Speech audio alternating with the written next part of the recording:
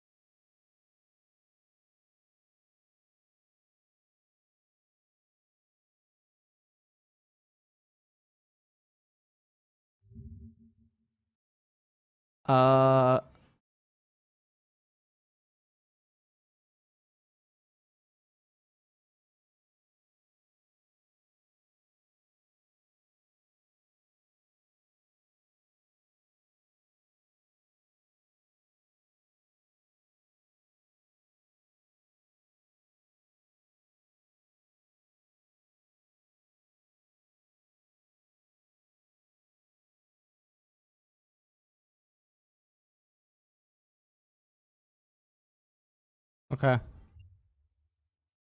right. Let me go back to reacting to this. Okay, so here's the thing about the Rich acquisition. So I was just trying to check if he has like an agency or like how this possibly comes to fruition. Whoever is on Dignitas is atrocious at building a team. That is just the reality of what is going on. They have absolutely no idea what to do. They have no idea what players are actually good. They have no idea how to spend their money. They probably, if like hypothetically speaking, I think if you give me like half of the budget of whatever the fuck they just spent this year, I make a better team. They have no idea what they're doing. Now, not even just me. I'm sure that there's actually a lot of other people in the space that could also have done it with like half a budget of what they just spent on the roster that they did this year. They consistently import. Well, not consistently import. Well, I mean, I guess they do, right? They import people that are not actually import level, and it doesn't make any sense why it's happening. So now with the Rich acquisition, I mean, if you're Rich, obviously you're happy about this. You're probably getting good money. You're not going to get on an LCK team. I don't know if he was going to try to go to another LPL team. I could be wrong. But Rich is not import level. He's going to arrive in an A, and Fudge, Summit, Impact. Rich is probably fourth?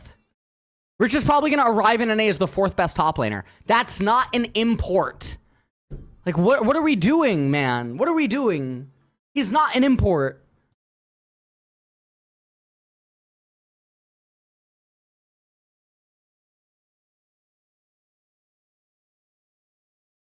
This is true. I am being told something that is actually true. So for those that do not know, Rich is a Heroes of the Storm player. Okay? And League of Legends is the second game that he's ever cared about. And you know that he is in the same mindset as the NA players. Rich is there to have a good time. So at least in that regard, he might not be plagued or brought down like the other Korean players by the lack of intense scrims in practice, the absence of an actually competitive solo queue, the desire to all actually get better and scrutinize each other on the mistakes that each other are making, and then trying to build each other up into becoming better players like you would find inside of Korean teams.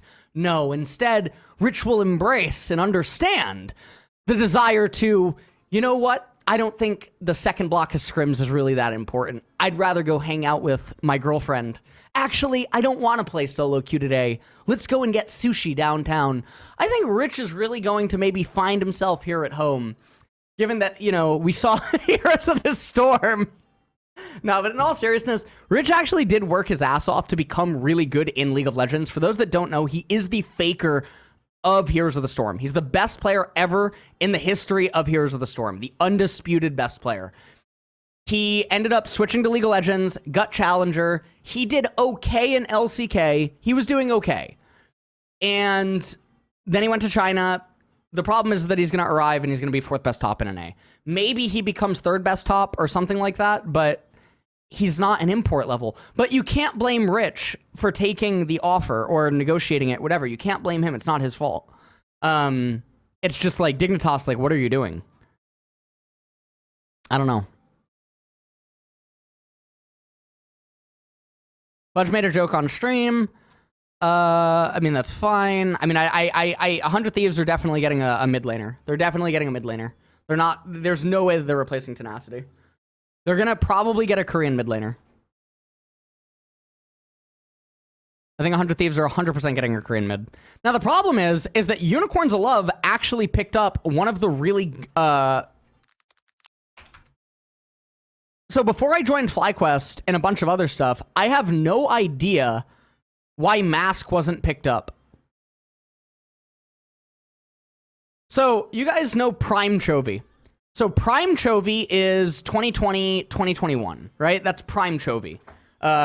Probably, right? I would say that's like Prime, well, 2019 as well, I guess, Church of Chovy, right? Like 2019, 2020, 2021 is probably like the super elite level of Chovy. Chovy has returned to the Church of Chovy form. But when Chovy was like Church of Chovy Hanwha Life, this was the mid laner that played under him. And Mask, from like Scrim stuff and all this other stuff, Mask was basically a better laning performer against Chovy than like LCK mids. And there's a lot of stories that have come out from like Koreans and stuff about Mask during that era of like Chovy's dominance and stuff like that. And if anyone's ever seen first-person views of Mask, Mask is really, really, really good. It's now, I think KT Challengers has its own like issues. If you guys have followed the league, right? You guys also know that I know literally 2 of the players on KT Challengers like personally. So like I've heard stuff about KT Challengers and like the way that some things can go. Somehow Unicorns of Love, I told 1 LEC team and 2 LCS teams about Mask 2 years in a row, and Mask, I think, was just never contacted. It was very weird. I don't know. I don't understand. Unicorns of Love now picked him up, and so he's in. Yeah, I mean, Mask is there. Mask's really good. He's really, really good. So it's sad that he ends up here because he should have ended up in a major region. I think with like a proper environment, I think you get a really, really good player. I think Mask is like, so people might remember when I joined Cloud9 and I talked about there was like other potential people. We couldn't contact Mask. This whole thing here, we couldn't get a hold of, like, there was no way to contact Mask when we were thinking about mid laners. We couldn't talk to him because Jack, the thing with Jack during the off season, Jack does not want to spend any time. I don't know what it is. Jack wants everything done like ASAP. Like 24 hours. Like it is like, and you have to kind of push tooth and nail to like try to get time. Like C9 2022, there was probably 5 different rosters that almost actually just fired. And because of this, we couldn't get in touch with Hanwha Life Challengers. And this is when Nemesis decides not to join. And we're thinking about mid laners before we have Fudge go mid. And we can't contact Mask. Yeah, but now we ended up there. So anyways, yeah, that's it for that. That's it for that. Okay.